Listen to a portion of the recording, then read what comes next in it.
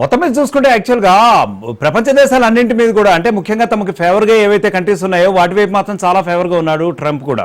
At the same time ఏవైతే వాళ్ళ టారిఫ్స్ని అంటే వాళ్ళ యొక్క విధి విధానాన్ని వ్యతిరేకిస్తున్నాయో కేవలం యుద్ధ విషయాలు మాత్రమే కాదనుకోండి, ఇంకా ఏ రకంగా వాళ్ళకి సానుకూలంగా లేకపోయినా ఆ కంట్రీస్ మీద ట్రంప్ తన ప్రతీకార చర్య అయితే తీసుకోబోతున్నాడని చెప్పొచ్చు. మీరేమంటారు? యాక్చువల్లీ ఇప్పుడు 91లో ప్రపంచీకరణ తీసుకొచ్చినప్పుడు అనేక దేశాలకు అమెరికా చెప్పింది ఏంటంటే టారిఫ్ లెవెల్ 0 లెవెల్ ఉండాలి. అవునండి.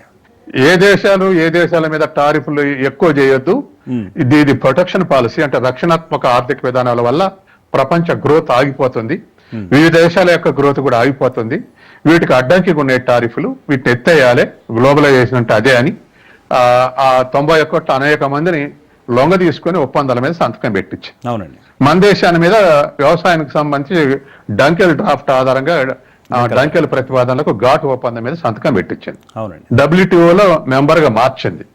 ఇట్లా ప్రపంచవ్యాప్తంగా ఈ విధంగా టారిఫ్ మినిమం చేయాలి అని చెప్పేసి WTO తీసుకొచ్చి వాటి ప్రకారం అగ్రిమెంట్లు చేసి ఇప్పుడు గత 35 ఏళ్లుగా మిగతా దేశాలను ఎదిగి అమెరికాకు ఎగుమతి చేసే స్థితికి వచ్చినాయి.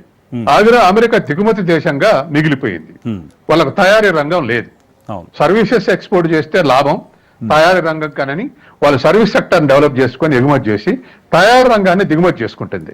ఇప్పుడు అది కూడా ఇష్టం లేక ఆ తయారీ రంగం నుంచి వచ్చేటువంటి వాటి మీద ఆ టారిఫ్లు పెంచితే అమెరికాలో ఇండస్ట్రియలిస్టులు వస్తారు, అమెరికాలో తయారు చేయండి, మనకు కూడా మొన్న ఐఫోన్లు తయారు చేస్తానంటే హెచ్చరిక పెట్టిందిగా అమెరికా, భారతదేశంలో తయారు చేసి తీసుకురావద్దు, మా దేశం వచ్చి తయారు చేయండి అన్నది. అంటే వాళ్ళ అమెరికా ట్రంప్ ఉద్దేశం ఏంటంటే ఇవాళ టారిఫ్ గొడవ ఒకటి ట్రేడ్ గ్యాప్ తగ్గించుకోవడానికి, రెండు స్వదేశంలో పరిశ్రమలు డెవలప్ అయితే ఉద్యోగిత పెరుగుతుంది అమెరికా. అంటే coming back to the same topic సత్యం గారు, I'm sorry, coming back to the same topic actual గా ముఖ్యంగా ఇరాన్ అమెరికాకి సంబంధించినంత వరకు మరి ఇప్పుడు ఏంటి ఆగస్ట్ వరకు ఇరాన్ పేషెంట్ గా ఉంటుందంటారా, లేకపోతే లేదంటే ఆగస్ట్ తర్వాత మరి ఆ ఆంక్షల గురించి ఏందా మనం మాట్లాడుకున్నాం కదా, సో ఆంక్షల్ని ఉల్లంఘించే పరిస్థితి వస్తుందంటారా? ఎందుకంటే ప్రస్తుతం ఖమేనీ చేసినటువంటి వ్యాఖ్యలను చూస్తే అలాగే అనిపిస్తుంది, ఎట్టి పరిస్థితుల్లో మేము వెనక్కి తగ్గేది లేదు అని. అలాగే ఆయన ఏమి వెనకడుగు వేసినట్లుగా కూడా ఏం కనిపించట్లేదు మరి. సో మరి ఆగస్టులో ఏం జరగబోతుంది అంటారు యాక్చువల్ గా? ఇప్పుడు ఏ రోజుకి ఆ రోజు డెవలప్మెంట్స్ ఉంటున్నాయి. మనం ఇజ్రాయెల్ దాడి చేస్తే ఇజ్రాయెలే యుద్ధం చేస్తుంది అనుకున్నాం, కానీ అమెరికా వచ్చి దాడులు చేస్తుంది ఇరాన్ మీద ఎవరు ఎక్స్పెక్ట్ చేయలేదు. అవునండి, కానీ దాడులు చేశారు. రేపు ఇవాళ ఇరాను ఎట్లాగో ప్రతిఘటించే స్థితిలో ఉన్నది, సరెండర్ అయ్యే స్థితిలో లేదు ఇరాన్. ఎగ్జాక్ట్లీ. అది వాళ్ళ మత నమ్మకాల ద్వారానా లేకపోతే వాళ్ళకున్న ఆయుధ సాంపత్తి తోటి ఒక సెల్ఫ్ కాన్ఫిడెన్స్ తోట, లేకపోతే యుద్ధం పెరిగితే ఇస్లామిక్ దేశాలు కూడా సపోర్టింగ్ వస్తాయి, ఆ తర్వాత వెనకాల రష్యా చైనా కూడా సపోర్టింగ్ వస్తాయి అంటే నమ్మకం. అదే sir, sorry to interrupt you. ఇక్కడ ఇదే ఒక ప్రశ్న నేను మిమ్మల్ని అడుగుదాం అనుకుంటున్నాను, యాక్చువల్ గా మీ అభిప్రాయం ఏంటో తెలుసుకోవాలనుకుంటున్నాను. ఎందుకంటే బలహీనమైన స్థానం నుంచి మాత్రం ఈసారి మేము చర్చలు ప్రారంభించము, మరొకసారి చర్చలు చేసినా సరే బలమైనటువంటి స్థానం నుంచి మాత్రమే మేము అమెరికాతో చర్చలు చేస్తామని చెప్పి చాలా ఘంటాపథంగా చెప్తున్నటువంటి పరిస్థితి ఖమేనీ. మరి what exactly are the factors for అంటే దాని అర్థం ఏంటంటే మేము క్షమాపణలు చెప్తూ మేము తప్పు చేసిన వాళ్ళుగా చర్చలకు రాము, ఈక్వల్ పార్ట్నర్స్ కి వస్తాం.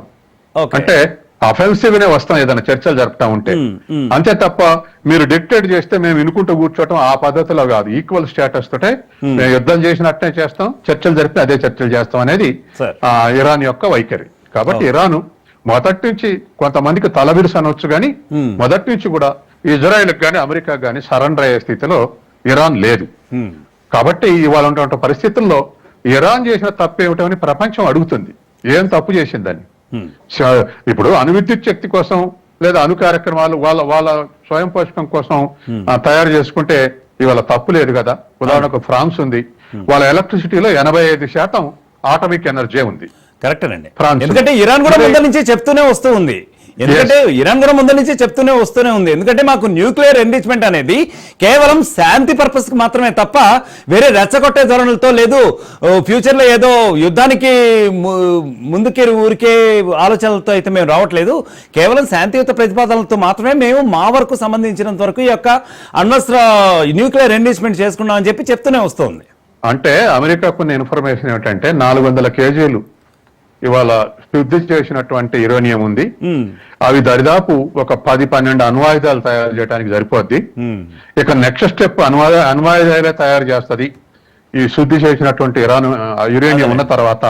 కాబట్టి తయారు చేయబోతున్నారు. అవి తయారు చేయకుండా అడ్డుకోవాలి, అవి తయారు చేస్తే బలమైన దేశంగా మారుతుంది అని చెప్పేసి అమెరికా ఇజ్రాయెల్ యొక్క అణ్వాయుధాలు ఇరాన్ చేతిలో లేకుండా చేయాలనేది కోరిక. అవునండి. అది పాకిస్తాన్ లెక్క ఇరాన్ కూడా సరెండర్ అయి ఉంటే తయారు చేసుకుని ఏమనుకోరు. అవును, భౌగోళికంగా చూసుకున్నా కానీ ఇరాన్ లో అయితే యురేనియం నిక్షేపాలు చాలా పుష్కలంగా ఉన్నాయి యాక్చువల్ గా. సో ఆ యురేనియం నిక్షేపాల మీద బేసిక్ గా మీరు చెప్తున్న మాటల ప్రకారం అమెరికా కన్నేసినట్టుగా కూడా అర్థం అవుతుంది ఒక రకంగా. అలా అర్థం చేసుకోవచ్చా?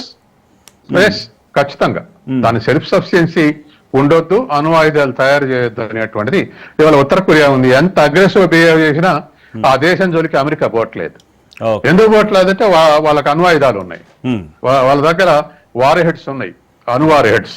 దరిదాపు ప్రపంచానికి ఉన్న లెక్క ప్రకారం వాళ్ళ దగ్గర కూడా 40-50 ఉన్నాయి. అవునండి. అందుకని ఇప్పుడు ఇండియా దగ్గర 180, పాకిస్తాన్ దగ్గర 170, చైనా దగ్గర 600, రష్యా దగ్గర 5449, అమెరికా దగ్గర 5200, ఫ్రాన్స్ బ్రిటన్ దగ్గర కూడా 100-200, అట్లాగే ఇజ్రాయెల్ దగ్గర ఒక 30-40, ఉత్తర కొరియా దగ్గర కూడా ఉన్నాయి అనేటువంటిది ఇప్పుడు ఉన్నటువంటి అంచనా. రేపు ఇరాన్ కూడా ఈ దేశాల్లో చేరుతుంది అన్నటువంటి భయం ఇజ్రాయెల్కి ఉంది. కాబట్టి ఇజ్రాయెల్ కు సపోర్టింగ్ అమెరికా ఈ పనులు